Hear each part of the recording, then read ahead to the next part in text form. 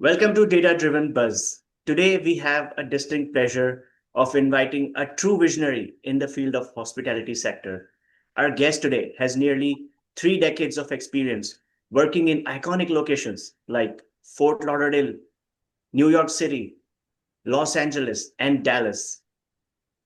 He is the founder and CEO of Maverick Theory, a firm that is known for its bold and unique approach to elevate hospitality brands. Hmm. Michael, it is such a pleasure to have you on this show. Oh So man, please what a, welcome what a, Michael. what a nice intro. Thank you. Yes, of course. I'm feeling pumped because it's not every day I get to interview celebrities. So I want to make sure you feel that positivity as well, that buzz that I'm feeling right now. Oh yeah, man, this is awesome. It's also nice to be on someone's podcast who's not necessarily directly tied to hospitality. It's nice. We're doing a lot of things at Maverick Theory that challenge convention and everything from data-driven stuff to health insurance, everything. So yeah, it's a good time. There's plenty to talk about. Yeah. I also want to tell our guests that Michael is a leading authority. He has been on Paramount's show Bar Rescue, and he's a subject matter expert in this industry. Has so many articles on Bar and Restaurant Expo. So, Michael, I just want to deep dive and pick some of your brains. Yeah, let's do It's it. such an interesting industry. I did some research. US bar and nightlife industry has been picking up after COVID, and Yeah. it's currently evaluated at $38 billion industry in just in the US alone. And there's Mhm. also a growing market in the Asia Pacific region, like a big growing market. Yeah. But yeah, I want to start from the beginning, like your journey. How did you come up with this idea? And what are the different events in your life that shaped up to where you are today? So what a good question. I mean, the genesis of it for me was really when I was a kid in Florida. I grew up in Fort Lauderdale, Miami area. And, like most kids, I started working in restaurants. I worked in chain restaurants and just tried to make money to survive. Um, but the thing that I liked about it was I liked this idea. I didn't know it at the time, but I liked this idea that you could manipulate someone's day. Hmm. Right. And when we use the word manipulate, it's not always a negative term, but like somebody could have a bad day, they'd see me and have a good day, depending on how I waited on their table, you Hmm. know. And there was some magic in there, but I was too young to understand it because I was young and self-absorbed, you know. So that changed. I went to New York City and then was in New York for 9 years, and that's really where I got my understanding of hospitality and service. Hmm. Um, I always say New York is the Navy SEALs and everywhere else is the Boy Scouts. It's very, very different. Yeah. The standards there are very different. The expectations are different. And New York sets all the trends, Yeah. globally. So I learned a lot from a lot of really smart people who I had no business being around at a young age, and I was very lucky to be around them. And then from there, I went to LA, and LA was kind of crazy. I got more into producing TV and film. I learned a lot about making TV shows and making movies. And then I got in front of the camera. A friend of mine was a producer on Bar Rescue, and it was the first season. And they said, "Hey, do you still consult and do hospitality stuff?" And I said, "Sure." So they said, "Can we come film you?" And I said, "Yeah, do whatever you want." And they did. And then they asked me to be on the show, and that was great. For the first couple seasons, it was good, and then it got kind of became a crappy reality show. Hmm. But it was great. So yeah, I mean, and ultimately, I had founded a company called Invictus Hospitality with one other person, and then did that for about 5 or 6 years. Hmm. And I learned a lot about what works about consulting firms and what doesn't work in hospitality, Hmm. and how there's a lot of people online you can find, but very few companies that do everything, Hmm. versus just generally consult. So Yeah. I ended up I left Invictus and then I founded Maverick Theory, and Maverick Theory was um, I wanted a company that did everything. I wanted a company that had no weaknesses and had all the best talent roster in the world. Yeah. And we built it, and it's been going really well. I would say our biggest strengths. So we do a lot of architecture, Hmm. a lot of design, a lot of consulting in regards to operations and tech in the industry, because I know that this is obviously a show about a lot of that data, but There's a huge gap between, to jump ships for a second, there's a huge gap between people that are creating tech for hospitality and then people in hospitality. And the middle ground is they don't really talk to each other. Yeah, So that's a gap. Yes. yeah, so that's the thing. And that's with a lot of tech, right? A lot of guys are sitting around thinking stuff up and they're making it, but the application of it into the market is always the hardest part, you Yeah. know, versus, and sometimes the development, but yeah, so we tend to be a liaison for a lot of different companies trying to get things into the market. Mm. So that's been really, really cool. That's a good opportunity. But yeah, so that's basically it. And I'm so fortunate. I get to work with some of the most talented chefs on the planet, talented beverage people, talented operations people with the highest pedigree. Um, so yeah, I'm very fortunate. I get to look good because of them. So Yeah. I was looking at your website. I do see you have a network with influential people. For each of the services, you have listed the experts that are behind the scenes. And yeah. it just looks like such a well designed, well thought of product. Your website is very aesthetically pleasing. The Oh, concept cool. Thanks. blows my mind.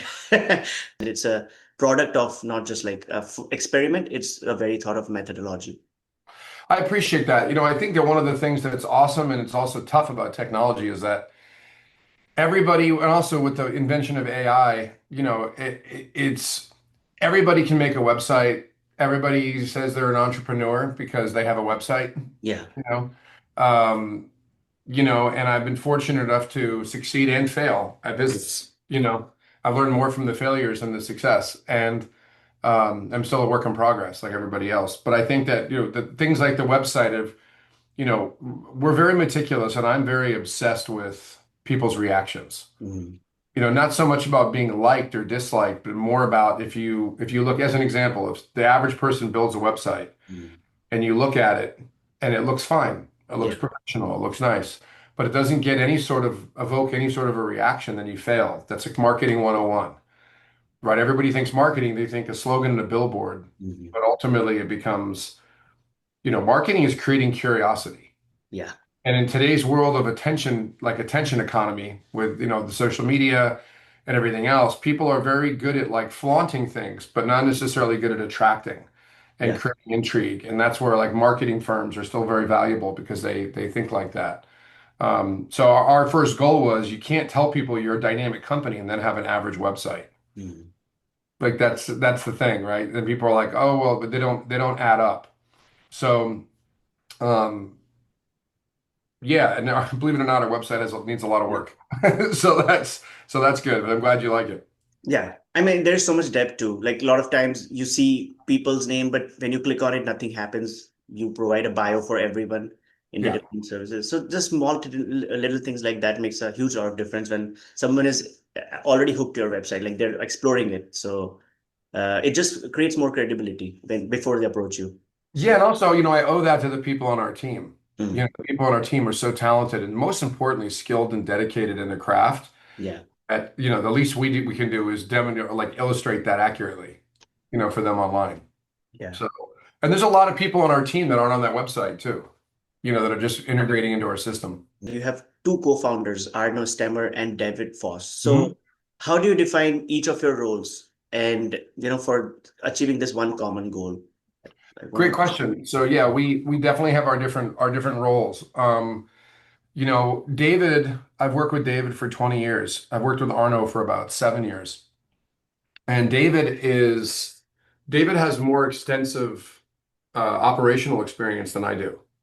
So David handles a lot. He's really considered our food and beverage like company director.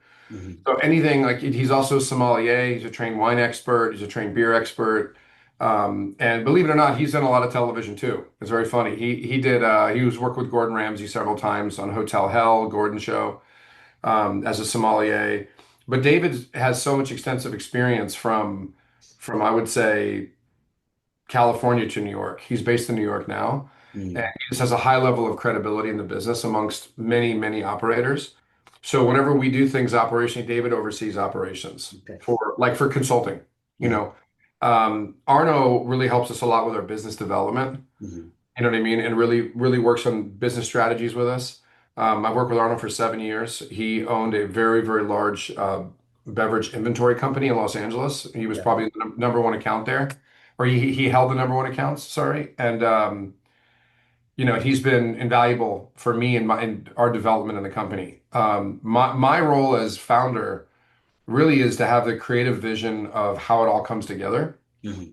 And really it breaks down to, I think the challenge is constantly trying to innovate in an industry that is very set in its ways. Yes. Like, and there's also a lot of facets to hospitality. When you say hospitality, people tend to use it as a blanket term, but really what it is you're talking about everything from hotels to football stadiums. Yeah. Any environment you have where you have people coming together, and it's not really about food and beverage. Like we always say, food and beverage is a device to build relationships, right? But ultimately, people go out because they want to be around other people. It's like the old joke is that if you walk into a restaurant that's empty, you leave. Why? Right? Because you Yeah. think, well, it must not be popular or no one's here. But when it's packed, you want to be there, Yeah. which is I don't counter. usually judge an empty restaurant, but my wife definitely does. Yeah, yeah, yeah. And it's counterintuitive, right? Yeah. So it's a weird business model. So for me, it's really trying to figure out our goals as a company are far exceed consulting. Consulting is one thing that we do. We're very focused on design and architecture, and the way that we differentiate ourselves from other design firms is we design with operations at the forefront of the design. So when you deal with most design firms, even some of the best in the world, they bring in food and beverage consultants to help them design. Yeah. They don't, it's not innately who they are. They're innately designers and architects and Yeah. interior architects and interior designers. They don't know what it's like to bartend for 10 years. They don't know what it's like to be a server. They don't know how a restaurant flows. And when they learn, they're learning it as they're building it. And there are a couple of firms out there that do a very good job. So for us, our strategic advantage in design and hospitality and architecture is understanding the behavior of guests and the behavior of employees, and then designing functionally around that to ultimately increase the biggest ROI. It's a very sexy business, for lack of a better term. People all want to own a bar. They all want to Yeah. own a restaurant. And once they get over the initial excitement of it, they realize it's got to make money. Yeah. And then they think about the design way too late, Mm. right? So, and I think that in design and architecture and functional design are different, right? So one of the things that we do that's pretty neat, and you'll see it on our concept page, we create business concepts. Mm. Architecture firms don't do that. They Mm. take the concept of the client and they bring it to life through design concept. Great. Or we actually say, okay, as an example, you know, um, if we have a client who comes to us and says, "Hey, we have a client right now in Reno. It's a family. They just bought their first bar and they've never been in the business. Mm. So we're training them on, basic bar and restaurant stuff, but then Yeah. we're creating a new concept for them as well." Mm. Right? So, we work with everybody from the Hilton to Marriott to IHG to mom and pops, Yeah. right? But yeah, so essentially the concept is a big thing, but the bigger thing for us as a company is to solve some of the bigger problems, Mm. some of the bigger problems in the industry. There's a new concept we're launching called HF&B Directory, and it's basically the yellow pages of hospitality, which Okay. doesn't exist, Mm. right? So That's simple. we're launching that as a preliminary website that basically like Angie's List or Craigslist. You can just go to it and go, anything I want to find in hospitality, I can find it there. Yeah. So we're launching that. That hopefully will solve a bigger problem because, I speak a lot in Vegas for the Bar Mm. and Restaurant Expo. Mm. And, one of the things is that people search, I want to open a bar, I want to open a restaurant, and they find a trade show. It's pretty much all they can find. And then they go to the trade show looking for all the things that this website will provide. Mm. And it's free. It's a free website. Yeah. Um, so between like that and working on some potential tech stuff we're working on, which we're excited about, we're also working in the health insurance field to help solve some of those problems in hospitality, Mm. to get basic coverage for employees, Yeah. without draining the account of the owner, you Yeah. know. Working on that, but yeah, but essentially our bigger goal is always how do we solve the bigger problems? Awesome. This is beautiful insight. And I want to pick one of the things that you mentioned, innovation. And Yeah. and data really helps you understand the newer trends that are coming. I was just looking up today morning, and one of the data points I looked at was telling me that on NFL Sundays, Hmm. is the largest sale of hard seltzers. And 10 years ago, it wouldn't have been. It would have been Yeah. traditional beers, I would assume. Yeah. So that's again such an interesting thing about this industry. And so, especially after COVID, did you notice the change in behavior for people? Because maybe some of the people did not visit bars at all for that time period, and then now coming back, how do you see that change? Well, I would say, it's a couple things. I would say the legalization of marijuana, like example, like in California and New Mexico and Oh, Colorado and places like that. And, whether it's legal or not, it's not like the police are cracking down on marijuana, yeah, so because of the legalities. So, I think that's a huge trend difference is that now you have a younger generation who is essentially high. yeah, Right. It's like when my generation that wasn't legal. So it was like it was a big deal in the 90s and no one, yeah, it's like so going to bars was a big thing. So like I'll break this into a couple of categories to answer your question. I think part of it is always going to be a beverage trend. So like as an example, your hard seltzer, taking the pandemic out of it.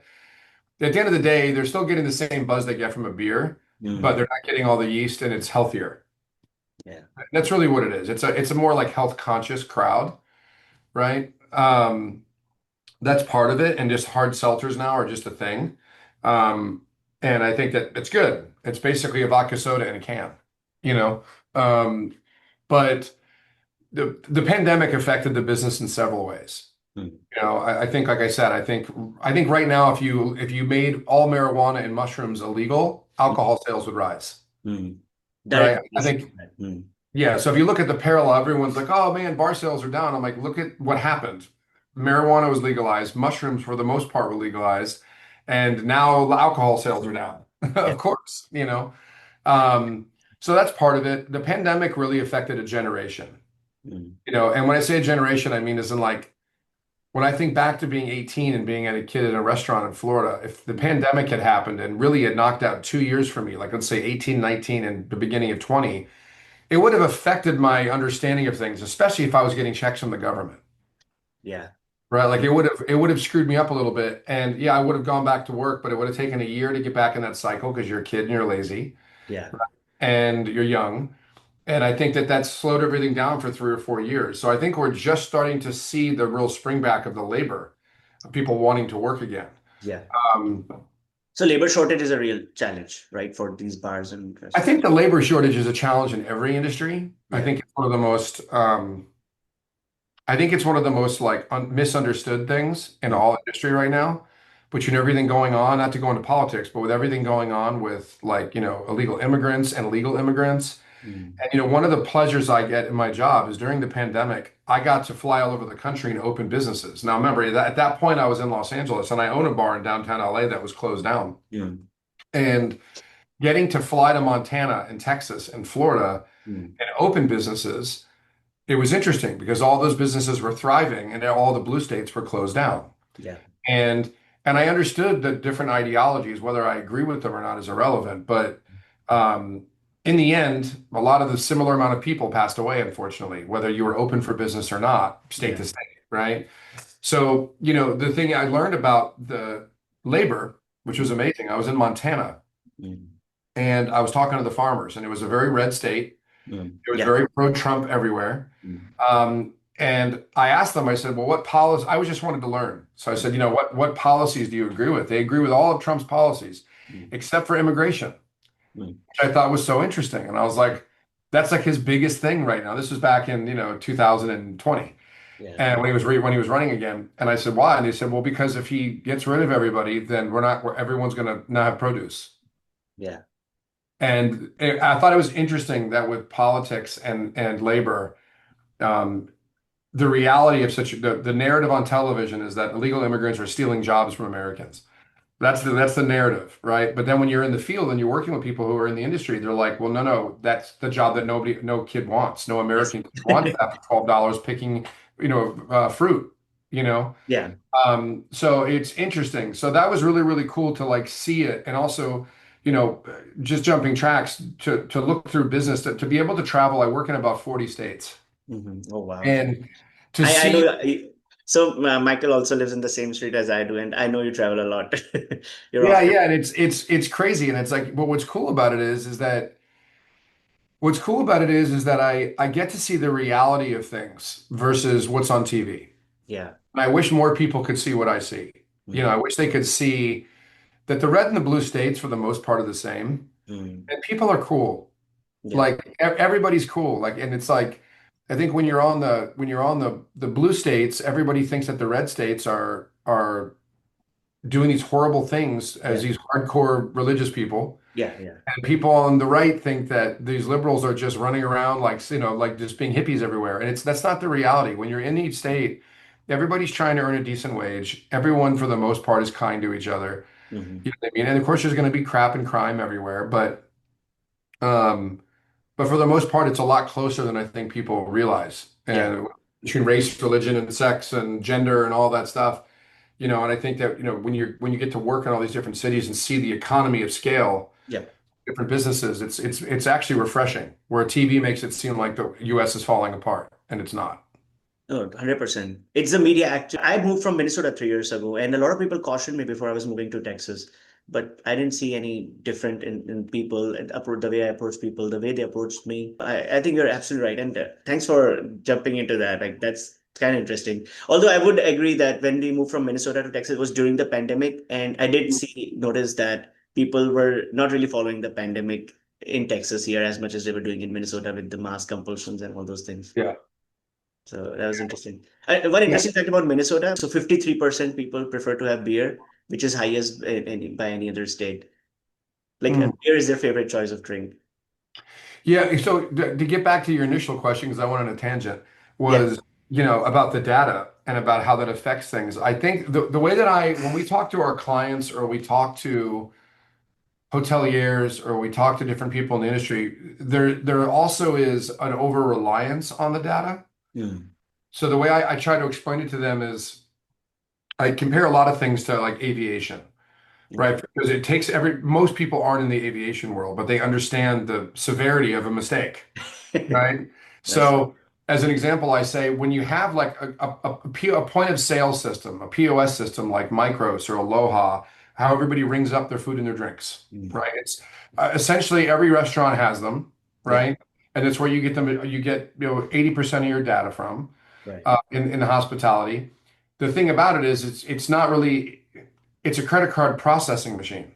Hmm. That's where the money comes from, Yeah. right? So that's all the reason they're built is to process credit cards. Yeah. And the thing is that data you get later. And even if you're getting it in real time, I tell people the data is eye-opening, but the data is a report, basically dictates the behavior in the space. It Hmm. doesn't dictate it, sorry, reports it. So what I mean by that is I said, listen, if you're flying an airplane, Mm. you're in an airplane and you're in the cockpit, and it's heading towards the ground very fast, and you're really excited that the instruments are telling you where you are, you're in trouble. I said that's the problem with data is you still got to fly the airplane. Mm. And the instruments report back to you in real time what you're doing. Right. So people think that the data is going to help them like be a better operator, and it definitely is an enhancement. You have to be able to track what you're doing, but Hmm. it doesn't dictate your choices necessarily. So I always tell people like they'll give me all their stats, and then I walk in and their servers don't know how to serve a table. And I'm like, what business are you in? Are you flying the airplane or are you just reporting back what altitude we're at? Yeah. No matter what, fly the aircraft. Right. You know what I mean? So otherwise you'll lose. The So most basic thing. so Yes. that's the thing is I think there's a whole idea now that the data it's the data comes second. And the tail can't wag the dog. The data is invaluable and you need it because it shows your progress. It records whether something's working or not, right? But it can't necessarily be the thing that you rely on to make your choices. Hmm. You Yeah. know, um, a No, good even analogy. if I go back to college in my statistics class and look at the data mining model, the first step that they tell us is business understanding. And then comes the second space data. So you need to have that domain knowledge before just diving into the data. Absolutely, 100%. Yeah, and I think a good analogy everybody understands. I always use this is Disney World, Yeah. right? Like when you look at Walt Disney, I always say Walt Disney was, a master manipulator Yeah. in the best way, and it was definitely one of the people I look up to the most because he understood that the most valuable time in the park was not on the ride; it was how you felt when you waited for it, Mm. and understanding what it's like to wait in line for 2 hours and how you have to feel when you're waiting in line for something. Yeah. and how cleanliness and people smiling affects your experience. Yes. So the difference between Universal Studios and Disney is night and day, Mm. right? Like I like Universal, it's fun, but it's a very different experience with the employees. They, And and you think, well, what is that? So how does data affect that? Right? Like even if they're both making the same amount of money, which we know Disney makes more, but let's just say they're making the same amount of money. yeah. I mean, they're charging the same amount of money for the experience, almost $120 for 1 day of ticket. Yeah. Yeah. So you look at it and go, okay, you put two parks next to each other, and let's just say they had the same data analysis, Mm. right? The same system that analyzes the guest experience, the money, everything, and the efficiencies. And you go, okay, so now what? Mm. Right? It's the difference in how the staff is trained, what the standards are implemented, how the standards are maintained, Yeah. right? And then it reflects in the data. Mm. But I just think that like when I go to some of the shows in Vegas for hospitality, there's such like when I speak to the people who are building the Mm. tech, they have no real understanding of the industry. They'll surf a little bit, but none of them have actually worked in a restaurant, Yeah. right? So they don't know. So if you think about that, think about if you were working for Raytheon or Boeing, right? You're going to be working for them, but let's say you were their lead developer, Hmm. right? But you've never flown in an airplane, Yeah. right? Like you would be obsessed with pilots, right? So in hospitality, they don't. They're just it's a very disconnected thing that we're trying to solve. So that way the technology helps enhance the performance versus just the recording of the data. Yeah. But that's a gap in a lot of industries too. So, for Yeah, example, I'm in the HVAC industry, and a lot of us people analyzing the data don't know how an air conditioner operates, what's the inside of an air conditioning, and sometimes that affects our ability to think where is the pain point for the customer. yeah, So, yeah. but that's why it's the role of leaders to make sure the employees they hire get properly trained. So, for example, when I was new, we actually visited the workshop, and we try to interact with the dealers, the technicians that actually install the air conditioner in this case, and we worked with them to understand and we even directly meet with them to understand when they interact with the consumers, the homeowners, what is the pain point for them, and so yeah. So that's very very interesting, because a lot of time when you send homeowners a post-purchase survey, they won't. A lot of people are not honest in the survey when they fill. They're mostly just trying to skip past it, Sure. and we don't get that honest approach that the dealer might have seen while interacting with the homeowner. Yeah, my solution to that is that the experience has to be so good that the consumer or the guest or the customer has to feel inspired to want to report the progress. And people just want to just kind of go, hey, spend your time. The part that blows me away that frankly pisses me off Yeah. is in all industries where the ownership groups or the companies somehow think that the customers owe them something. Like it's so pompous in nature and it's so counterintuitive to good business. Yeah. A good way that's like in hospitality, they have reservation systems, Mm. right? Yeah. So there's a restaurant in Los Angeles in downtown that when you walk in, the first thing the host asks you is your phone number. Mm. They don't say hello to you, Okay. or they might say hi. Yeah. It's very much, hi, how you doing? What's your phone number? It's so impersonal because they want to look you up and they want you in their system. Yeah. And they want to track all the data, but they're missing the most important part, The right? greeting. So, Yeah. right. And the part that pisses me off is it happens with everything from like consumer reports and every business. It's like, don't you realize how valuable my time is? Mm. Right. So when I buy something from you, Yeah. I spend my hard-earned money on your product or your Yes. experience, and now I owe you more time to tell you what a good job you're doing. Yeah. You know? So Absolutely. and it's this idea that like, oh, our customers matter to us. Well, then prove it. Don't waste it. How about this? How about you pay them $100 for that survey? Oh, that's crazy. We don't want to do that. Then leave them alone. Leave me alone. I already went out. I spent money on you. And now I owe you 5 minutes of my time to tell you what a great job you're doing and pat you on the back. You know what I mean? And I know Yeah. that's not what they're looking for. They're looking for the honest feedback. Yeah. But But that's it, like you're always thinking about like from the shoes of the consumer, like how their experience is. Again, it's so important because now as a busy professionals and also family person, whenever I get night out with some of my guy friends, we go yeah, out and it's such a rare occasion for us, like, oh man, it's just like the old days. And you want to have good experience when you go to a particular bar or nightclub. So yeah. that's No, it. yeah, yeah, it is. I wish more people were obsessed with the guest experience. Yeah, You 100%. know, and it's the same thing. It doesn't matter if you're making a movie. You want your people who bought a ticket to your movie to be truly entertained.